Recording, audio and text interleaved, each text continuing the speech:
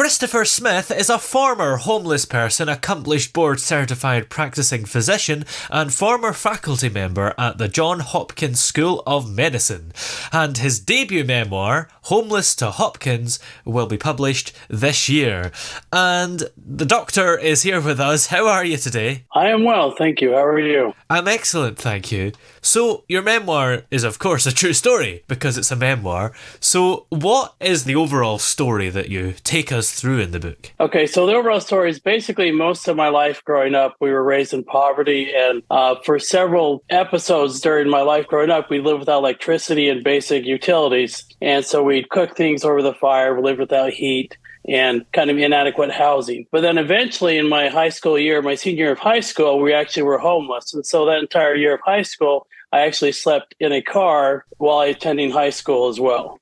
And so then eventually I graduated high school. I graduated with honors and some other things. To make a long story short, then eventually went to college, medical school, and ended up at Johns Hopkins and became faculty there for a time. How did that affect you being homeless at that age? It was difficult, very difficult, because the way it would work is where I grew up in a place called Utah, which is in the central part of the United States, kind of western U.S., and it gets cold there in the winter. So in the winter, it gets down to about 20 degrees Fahrenheit, which I don't know what that is Celsius, but it's below freezing. Yeah. It's below freezing here. So it's pretty cold. So anyway, so at night I'd wake up in the morning, my hair would actually be frozen because it was so cold. Wow. And it was a challenge because I still went to school and had to do schoolwork and do my schoolwork at the same time. I actually still did honors classes, which is like your top classes in the U.S. Yeah. And played sports as well, played American football and did wrestling.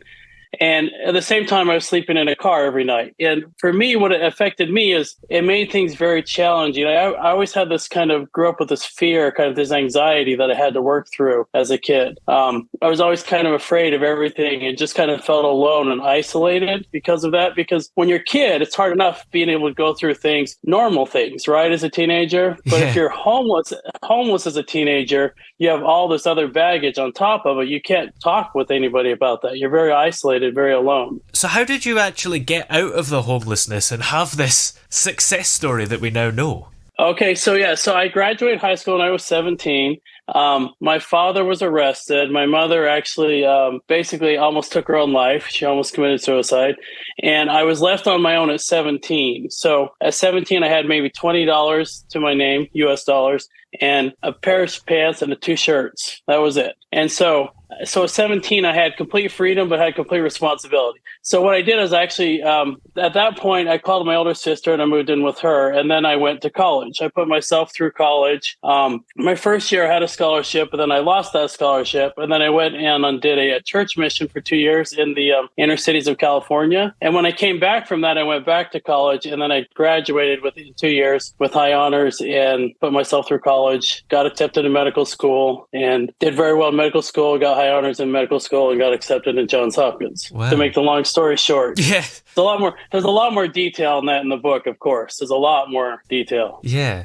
And do you think the fact that you were homeless maybe motivated you even more? Maybe you wouldn't have got this far if you led a kind of normal life? Absolutely, because when the desperation breeds motivation. When you're desperate, you're very motivated. And so I would, of course, I had struggles, but I was very motivated to become a success because education for me was the key. There was no other shortcut. I had to get an education. I had to get myself through school because without it, there were no other options. So I was very motivated. So what motivated you to write this memoir? The reason why I wrote the memoir is to try to inspire people. People might be struggling or going through any difficulties.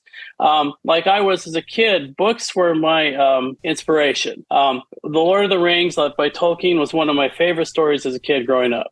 And I love reading about Gandalf and Aragorn and how they kind of overcame these insurmountable odds. Yeah, obviously it's fiction, but they were insurmountable odds and to be a success. Yeah. And so for me, books were like my inspiration in school, was my safe space. And so I wrote the book to inspire someone who may be like me or just anybody struggling to say, okay, yes, you're struggling right now, but you can keep working through it and you can have a good life, successful life someday, just to inspire someone. Did you struggle at all when you were writing the book? Absolutely, yes, because I had to go back to those places that I'd put away for a long time. You know, those emotions, those difficulties, I kind of locked them up and had to face them and work through them in a way fairly therapeutic. Do you know who Viktor Frankl is? He wrote, he was the concentration camp survivor, wrote a book about discovering happiness. And he wrote about how if you take your past and you have a purpose to it, it becomes less painful. So when you work through it and you share your difficulties of your past with others and help to inspire them, then the past becomes much less painful to you. That's an interesting thought, because I guess it's a way of talking about it, isn't it? And quite therapeutic. It is. It's a way about, exactly. It's very therapeutic. And it is, you work through it, you start to see things from an adult, perspective many, many years later, and you can see it differently. And you can see, yes, it was really difficult, but in the end, it turned out okay, because you worked through it. Yeah. And when you tell other people, they can be inspired by that. It makes you feel okay sharing, it makes you be okay feeling vulnerable and sharing with that. Yeah. How did you find the idea of writing a book? Not necessarily the struggles of going back to what you were writing about, but just remembering everything and writing a book in a good structure, if you see what I mean. Yeah, it's challenging. So what I did is I broke it up. When I would drive or commute here in the U.S., I had a voice recognition. I would just dictate. I would just dictate thoughts that came to my mind, and I would just dictate. And then I eventually went back and I organized those thoughts in a kind of a story, fashion story. And you have to start, of course, with an outline and everything, but it took me about 2 years to write the whole book in time, to make it, readable, to make it, it took a lot of effort, a lot of time. And the book is called Homeless to Hopkins. Why did you decide to have Hopkins as the kind of end goal?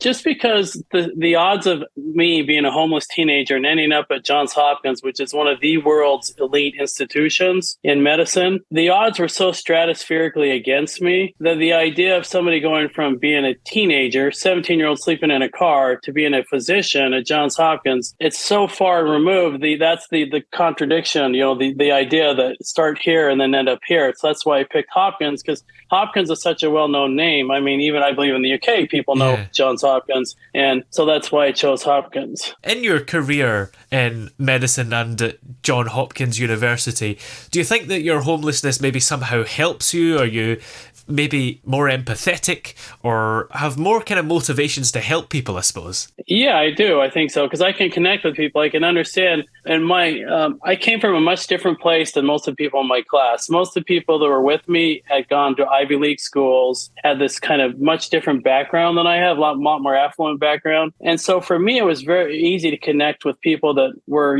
struggling, or like the poor and the people with very challenging circumstances. As a physician, I could connect with them a lot easier and understand them and take care of them easier. Yes. And it's no secret that most homeless people probably won't come anywhere close to you career-wise. So what advice would you give to somebody who's homeless, or maybe not just homeless, but just is disadvantaged in some way and doesn't realistically think that they'll get somewhere like Johns Hopkins? Well, the first thing they have to do is believe. They have to start with the hope. They have to start with some hope of saying, I want to do this. For example, in the UK, I want to go to Oxford or wherever, and then they start, and then you start with small decisions every single day. You choose to do those little things that move you ahead. And when you fail, which you will fail, everybody fails, you have to keep trying. That's the big key, is not quitting when you fail, just keep moving forward. And that's easier said than done though, isn't it? Because it is. We all feel like giving up when we fail. Exactly. I like to think about it. I did bungee jumping when I was young and when I was a teenager. And I kind of like to think about when you bungee jump, you kind of lean over the edge and then you let go and then you just fall straight down. So it's kind of like that in life. Sometimes you just kind of have to lean over the edge and jump, let go. You've been at the very bottom of life, so to speak. So do you kind of feel like there is no risk in you taking risks because you've came from nothing? So if you do lose everything, you're just going back to where you came from. Yeah, so kind of, yeah, but now I have a family, I'm married and stuff like that. So now there's a lot more responsibility for me. So I don't take risks like that anymore, like I used to when I was a teenager, So now I have a lot more, responsibilities. But yes, but I'm still motivated. I think, yes, it's always very hard to go back to that situation. And do you think that you could write another book, maybe another memoir, maybe something completely separate? I am actually. I'm in the process of working on a book called Overcoming, where we talk about how to overcome obstacles in your life. And it would be more of like a nonfiction kind of a self-help type book. Yeah. So, and for this book, Homeless to Hopkins, you've also written a children's version as well. In what ways is it different to the adult version? It's obviously shorter. It has illustrations. It's not as heavy in some parts as the adult version. I take out some of the more heavy parts, and it's part of it's just a dialogue with the kids, to kind of talk with kids, to inspire them if they need help, to ask for help, or to kind of work through to stay motivated and keep working along in school. It's a much different. And the other thing is, with those books, I actually plan on donating part of the proceeds to make a scholarship fund to help kids like I was to be able to get an education. And what was it that actually made you want to have a children's version? Because I don't think I've seen this before. It's probably quite common, but I don't know if I've interviewed anyone before where they've kind of came out with two different books almost. The reason why I decided to do that is because in the U.S., homeless children are kind of an invisible epidemic. 30% of the homeless people in the U.S. are actually children and families. People don't know that. And the U.S. number is about 150,000 people in families every single night that are homeless. It's a lot of people. And these families and children are kind of invisible because they're afraid of coming out because they don't want to have difficulties with the law enforcement and stuff like that. So they're afraid to share, to ask for help, and they just kind of try to keep it quiet. But it's a real epidemic in certain areas. And so that's why I wrote it, was to help those kids to be able to get some help, to be inspiring for them too. Because for me, it happened at an early age. I was, very young, started going through all this stuff. So yeah. Well, this book is, of course, called Homeless to Hopkins. Where are all the places that we're able to find both the books? So Amazon, both here, I believe, in the UK, and Barnes & Noble, which is a British company, online. Is an ebook format. There's also the print and hardcover formats. So Barnes & Noble or Amazon or a variety of other retailers also sell it. Brilliant. Well, many thanks for talking to us today. It's been great having you on. Well, thank you for having me. It's wonderful to talk to you.